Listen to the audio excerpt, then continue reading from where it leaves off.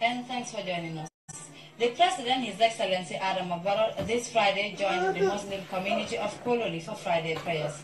This is part of the President's outreach to religious communities within the Greater Banjul area. Modu Jallo tells us more.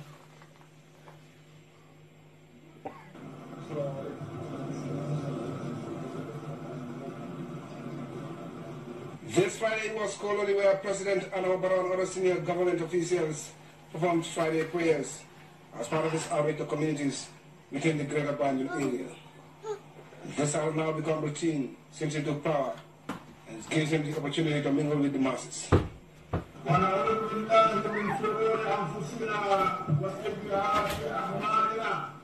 In his sermon, the Imam of Kololi, Usman Senghor, said he was extremely happy to receive Mr. Barrow, describing his outreach as commendable. He called on Muslims to fear their Creator, do good and nurture peace. He also preached patriotism and hard work amongst Gambians, saying it is the responsibility of all and sundry to promote national development.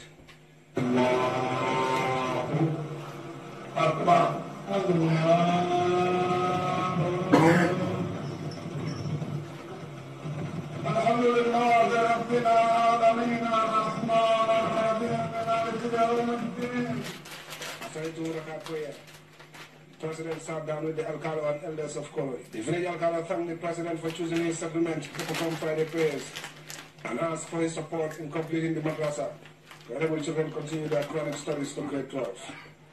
The chairman of the mosque committee, Alhaji Ibrahim Al-Hassan Fall, also made a similar appeal, adding that it is their wish to ensure that children learn the Quran whilst also attending regular schools. President Barrow in Kololi returned their compliments, saying he was also very happy to grace the congregational prayer in Kololi, describing the Imam Al-Kalo as a long-time friend and former teacher. He reminded the congregation that the main aim of this outreach is to seek prayer for the nation, as it is the foundation of peace. The Ghana is a religious nation, the President said. Therefore, continue to pray, as you have been doing during difficult times, Mr. Barrow told the people. He also called for unity, urging Gambians to work together to develop the country. The President promised to look into their requests and later left for Fajara.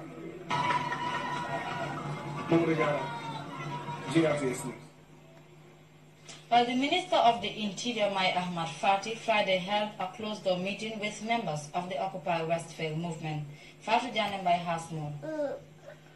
Members of the hashtag Occupy Westfield, a youth movement comprising of young people from various walks of life, today had a closed-door session with the Minister of the Interior, Mai Ahmed Fati. The members of the youth movement were at the Interior Ministry at the invitation of the Interior Minister to discuss and express their frustration on the irregular percentage gripping the country. You don't disclose what has been said in the closed-door meeting. But all in all, I mean, we're still talking, we're still in dialogue, and we hope to reach an agreement, and an amicable position. The closed-door meeting was also attended by the Minister of Energy and Petroleum, Fafa Sanyan, the National Security Advisor to the President, Lieutenant Colonel Momodu Baji, the Permanent Secretary, Minister of the Interior, as well as the Managing Director of the National Water and Electricity Company, Baba Katajo. NAWEC's Managing Director described the movement's concerns as genuine and stated that it's their right to express their frustration as citizens of the Gambia. Steps are being taken to ensure that we return to normalcy, and we also have medium and long-term programs that we are working on. And inshallah, by December we should be able to stabilize, and then from there we pick it up to ensure that we have a lasting solution to this problem.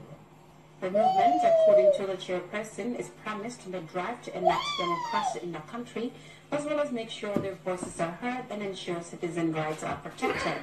However, an agreement was not reached during the meeting, but the dialogue is set to continue in the coming weeks. For GRTS News, I am Fatu Janembai.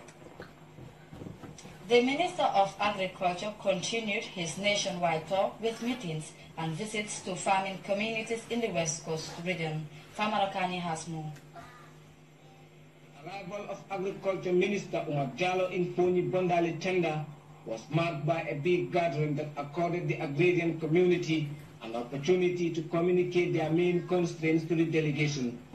Like other communities, villagers here lamented the need for stronger interventions by the ministry to improve the agriculture sector. Bondali is one beneficiary of a major agricultural scheme. The NEMA project is supporting the village from saltwater intrusion, creating more land and space for farmers to produce rice. In his remarks, the Agriculture Minister assured the community of government's commitment to transform the agriculture sector. He promised that his ministry will promote areas such as aquaculture, poultry production, and small ruminant rearing. He said his ministry will provide villagers with fishing boats to promote fisheries in the area. Minister Jallo called on the Bondali community to remain patriotic and to strive hard towards national development. The Minister of Agriculture and the government has to be very mindful of the importance of agricultural production in Gambia.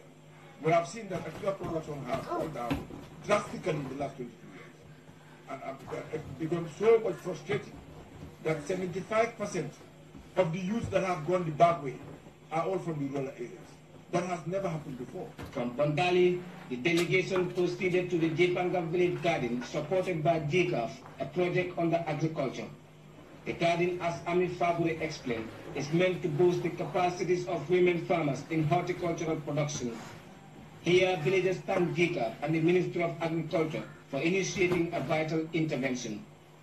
From Jepanga, the tour parties continue to the village of Demban, where Agriculture Minister Umar Jallo officially opened a market constructed by the NEMA project. In a strategic location, the market is expected to attract and soar up business and trading activities in the Foni region. The NEMA scheme is also looking to ease mobility constraints for sellers and buyers. There is a lot of areas in agriculture which needs to be strengthened and improved, because some of our directorates, some of the institutions that are in rural areas are not functional, because they lack a lot of things.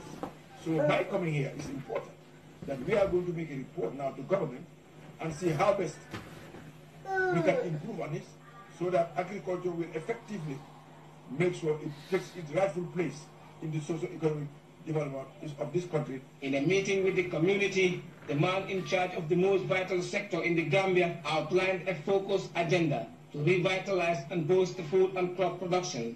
He described as an unyielding drive to transform a sector that suffered 22 years of slow-moving growth and underdevelopment.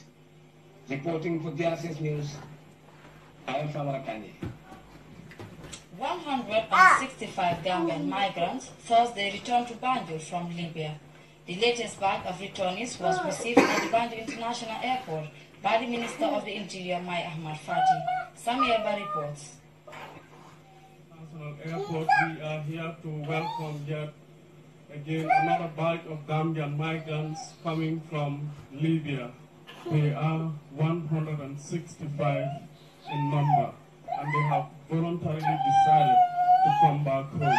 Gambian youths are among top nationalities who have been making their ways recently to Europe through what is popularly known as the back way. And Libya has been a major launch pad or a transit route for all these travelers.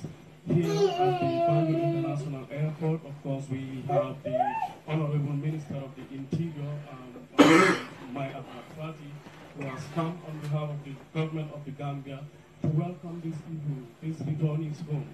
Let's take a listen to what he has to say.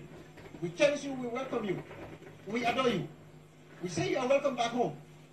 There is no place like home.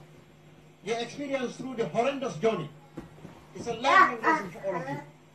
This experience will serve you, but it will be an example to so many hundreds and thousands of others of our citizens, young Gambians, young men and women, who need to know what we went through. That all that glitters is not gold. Your future belongs here, in this country. Your prosperity, your progress, your life opportunities belong here. This is where you belong. It is the only country where you will not be required to produce documentation. It is the only country where you are not considered a foreigner. The only country where you are not considered an alien. It's the only home you have. So when you come back home, it's a homecoming that is momentous. We receive you with open arms.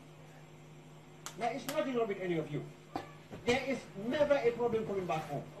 It is always a delight to come back home. On behalf of the government, we welcome you all back home again. Now, we've also had messages from partners like the European Union. The European Union ambassador also addressed the returnees. I'm very proud of you because you made a very smart decision when you volunteered to come home. The nice surprise is that you survived the trip, you survived this perilous journey, and you came home to a new Gambia. A new Gambia where you have a new government, a government who cares about its people, who cares about the well-being of its people, all the Gambians in the country and abroad. Now, we've also been speaking to some of the returnees on how they have been living in Libya. These are some of the reactions we got. My name is Pramishaw. I'm from Basia Window. How long have you been in Libya? Almost roughly for 2 years. 2 years. It's 2 years. How was life in Libya? Oh, very difficult, absolutely. Very, very difficult. You said difficult. What did you go through? No, there are many difficulties on the way. Initially, when I was living there, my hope is that when I go to Libya, maybe things will be better, so that I can maybe try to work small and get to Italy. But the way I was thinking, Libya is actually it's not that way. It's very, very, very difficult. Because some prisons you eat only once a day. Once a day, and sometimes there is no. We don't even call it a food. It's only bread. Sometimes with butter. Sometimes only half bread. It's not even, like this bread that we have here. It's half bread. My name is Mark Jambu from Banjul. Yes, sir. One of the returnees. Can you tell us how life has been in Libya? All right. Life in Libya is a terrible life. Once you left the Gambia with the aim of going to search for greener pasture, unfortunately, what we expect in Libya was not. As far as I, Malanjama, am concerned, when I reach Libya, I will suffer. I will suffer really. For 6 prisons, I have been to Libya. 6 prisons. 6 prisons from one prison to the other. To another. Up to a deportation. But that deportation comes, we left some of our Gambians there, and they are suffering. You still have a lot of Gambians in those detention centers. So still now they are getting Thinking of how those ones can also get. So we want the government of the Republic of the Gambia to help them and make sure they are also brought back home. Some very, very heartbreaking stories there. The kind of life they were living in Libya. Share your feelings with us on the occasion of the welcoming of Gambian migrants from Libya. These young people are not criminals. They are not hopeless. And they are not useless. These are people who have ambition. These are people who want to better their lot. We are receiving them with open arms and assuring them that this is their home. All they need is the people. All they need is hope. From the Banjul International Airport, we are here to welcome yet again another batch. Operatives of the drug law enforcement agents have arrested several suspects in the West Coast region believed to be in possession of cannabis and cocaine. As Seydou Camara reports, the suspects are currently helping the police in their investigations. These suspects, among them a native of Manduan, who is a lance corporal in the army, were arrested at the Brikamagida forest. Security agents said he was caught in possession of 43 bundles of cannabis. Another suspect was also arrested with 6 bundles of marijuana. Both accused persons were arrested by agents of the drug squad stationed at the CIFO in the West Coast region. Anti-narcotic agents in the West Coast region said they will continue their fight against drug trafficking. As far as the security is concerned, we are putting all hands on deck to make sure that the illicit drug trafficking and drug abuse in the country is totally discouraged. We want to see that The Gambia is a drug-free nation. Agents also made series of arrests across the country. 14 are being held and are helping drug enforcement agents with their investigations. Another suspect was arrested in possession of cocaine. The Regional Commissioner KMC Jumaso appealed for greater support and collaboration of the public in bringing traffickers to book. You can see during the weekend, my operatives were on the ground. We have one Usman Jata, commonly known as Ghetto. He's been on our raid for a while. For this particular Wednesday, we have information that he's at the grocery front table, dealing and drugs. So we decided a team that went there. Luckily for us, we were able to track him down. He was arrested.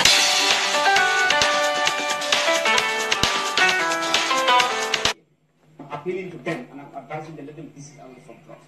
Because as far as my office is concerned, within the municipality, I want the municipality to be drug free. His counterpart in Banjul Division,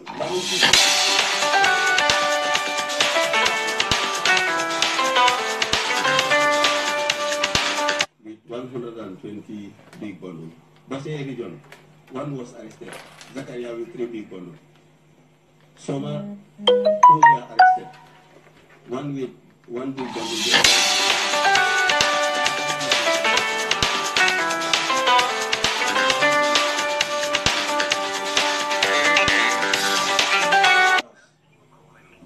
Security is concerned. You are a security officer and you want to take that as a call to be transporting drug in the country or abusing drug. No one is exception. The law is here for everyone. If you infringe the law will take it. Yes, really. Officers took the opportunity to urge young people to stay away from drugs and remain vigilant and work with security agents in dealing with traffickers. Saidu Kamara, GRTS News. GRTS Face the Nation is set to record an episode with the Ministry of the Interior, and earlier today, the show host had a brief discussion with an entourage comprising head of the various security apparatus and the permanent secretary on what to expect from the ministry. Here is more. Face the Nation is a TV show that brings people closer to the government. And I'm the host of the show. And today we have the members of the security forces, or members, people who make up the interior within the country, and the PS himself as well.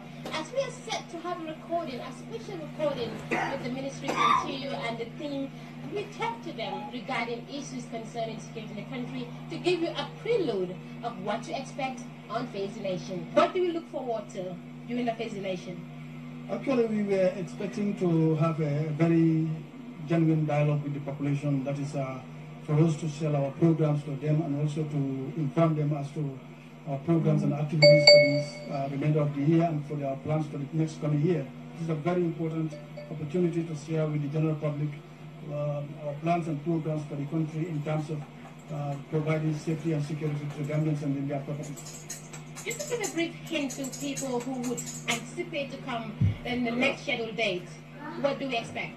We expect a very fruitful, honest discussion. We will tell them the realities of the challenges that we are facing as a country and as a ministry. So we want everybody to be invited. People should feel free to come and also share their experiences with us. We want to listen to them and know what are their concerns, and so that we can share our programs with them and then taking into account some of the issues that they will raise. But definitely, this is the best way to engage the public. And you saying cancel because there's not enough crowd. Does that mean that your ministry isn't afraid of the crowd? No, we are not. We are prepared. We are tasked to do a very challenging job, that is providing security to Gambians. I'm sure Gambians understand that our ministry is not like any other ministry, because security is very paramount. Right now, security is the #1 concern for Gambians and for the general public. So we want to show them that we are prepared and we are living up to the task, and my minister is prepared. We expect to see them. Well, with that, we take our first break. Sports is up next. The best deals of the year. Yeah. If I say discounts on the whole house, you say... A new living room? All right. And if I tell you incredible prices... we make up with the bathroom. So take the plunge into the water. Whoa. Yes. Take your comfort to another level. So, do not miss the golden deal. The prices? In promotion. Ultima, quality guaranteed. The golden deal. The best deals of the year for the whole house. With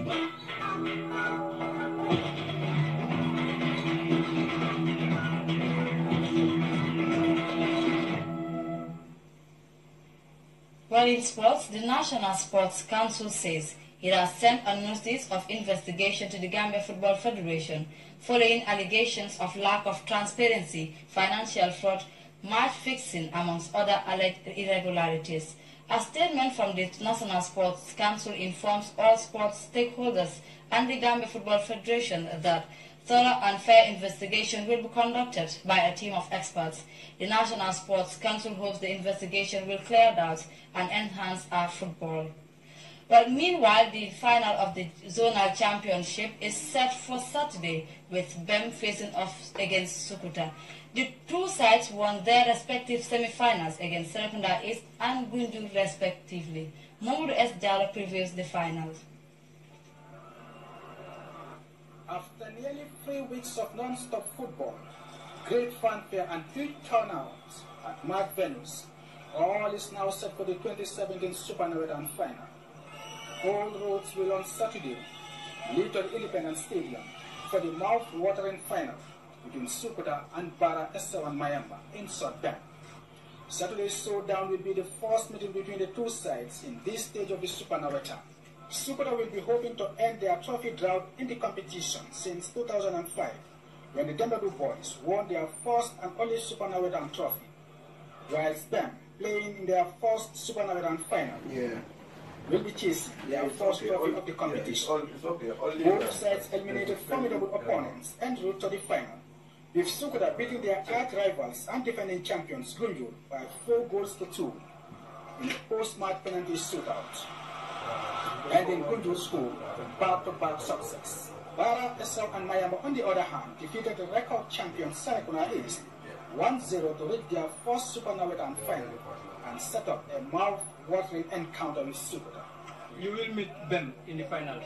Are you sure you're going to win this time? Yes, Ben, it's not a problem to Sukuta, but of course we must prepare fully. No, we must prepare 100%. We come for Saturday, because this game, no, we don't have error. Yeah, definitely, there's no room for error. We are coming here Saturday to fight the trophy. That's my aim and objective. We work hard. The determination was there. Everybody was willing to give it out. So we did it. Definitely, we collect it. Going home, it'll be out again. Come on Sunday, inshallah. Cross with the trophy, inshallah.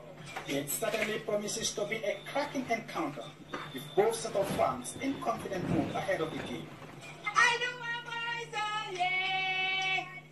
I do my boys, oh yeah.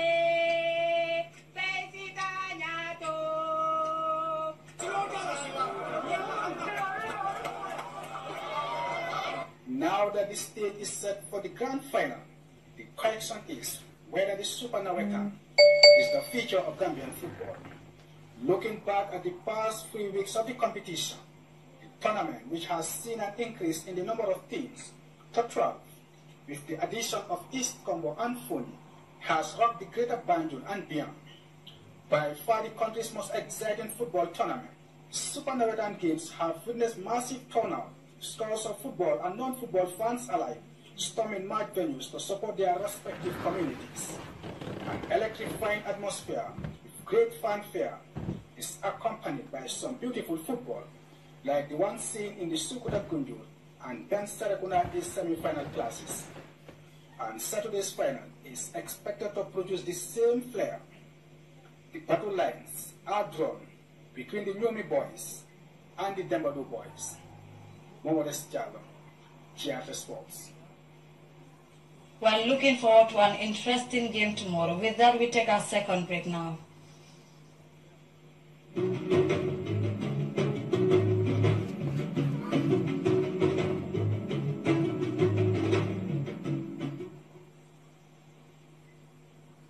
And in international news, lives of rural women in Kenya's Rift Valley region are set for a makeover. In line with the popular adage, when you empower a woman, you empower a community. CGTN's Penina Karibe is in Eldoret and brings us this report. It's a common sight that greets you in almost every rural homestead in Kenya. But here in Uasin Gishu County, chicken are the new cash minters. Helen Burrett is busy feeding this flock, a daily routine that sometimes can prove tedious, but one she says is quite rewarding. Along with 14 other women, they started rearing chicken a year ago. We had formed a group to invest, but then later we heard that the county livestock department was giving chicks, so we got 150. The chicks were just a day old when they got them, and that meant they needed a special care. Despite a rigorous training on poultry keeping, the women were still confronted with numerous challenges. When we gave them the chicks, it was during the rainy season, and they were a day-old chicks. Some ferried them by motorbike, so by the time they got home, the chicks had been affected by the cold. But the biggest challenge for the women was taking care of the chicks. Chicken feeds were beyond reach for most groups due to high prices, and some simply forgot about the treatment regime. Even this morning, I called some and they told me they had forgotten to vaccinate the chickens, so they felt sick. But fortunately, the chickens are not pure foreign breed. They are a cross between foreign and organic breeds, so they are a bit disease resistant. The Inua Mama na Kuku project is a Swahili word that literally means empowering women through rearing chicken. When it started, it only had 450 groups. Within a year, that number had more than doubled. Each group comprises between 15 and 20 women, and that's the number of families that have been impacted by this project. We have benefited a lot, especially when it comes to essential things in the house, such as buying food, sugar, soap, all those things. Sometimes we even give our husbands money to help them do other projects. Women from our villages that never went to school.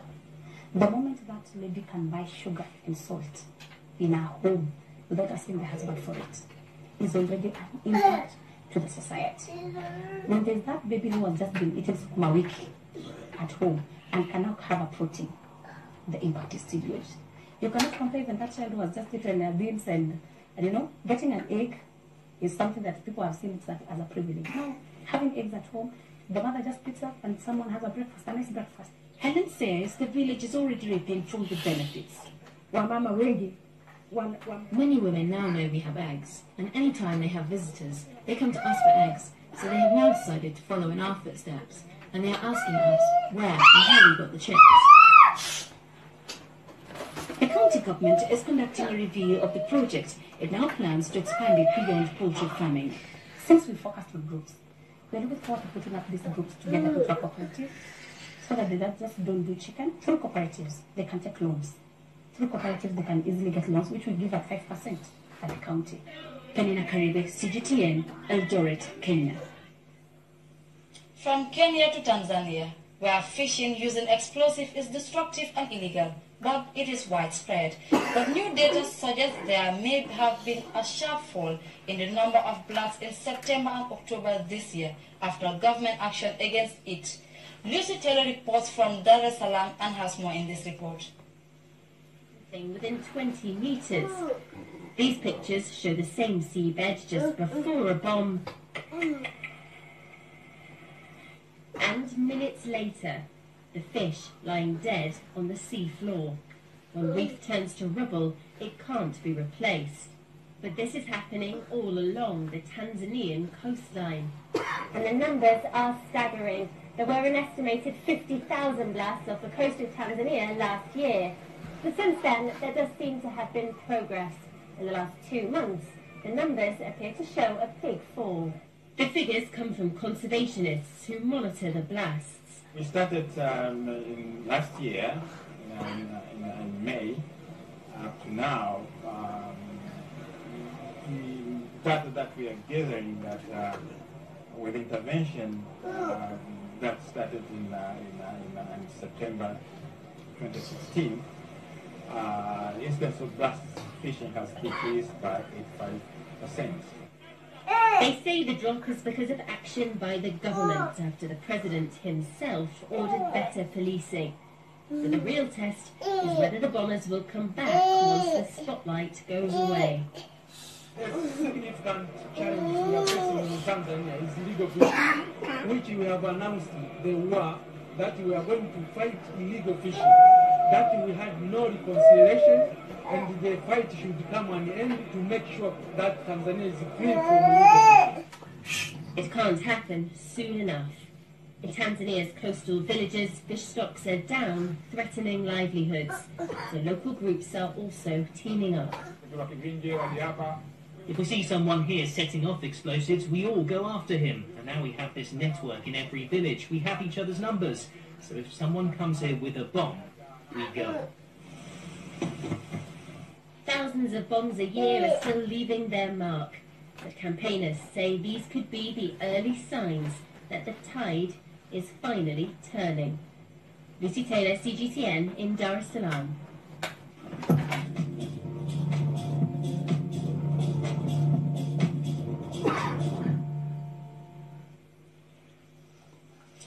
Well, we now take a look at the weather report, courtesy of the Central Forecast Office.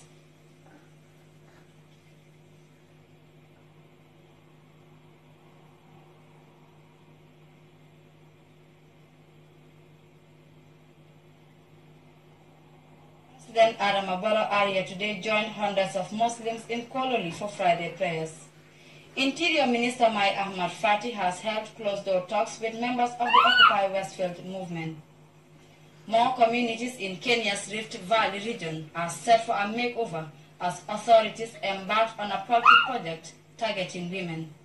And Tanzania's government has been cracking down on fishermen engaged in illegal fishing practice. Well, that was all in this edition of the News at 10. Thanks for the pleasure of your company and to stay with GRTS.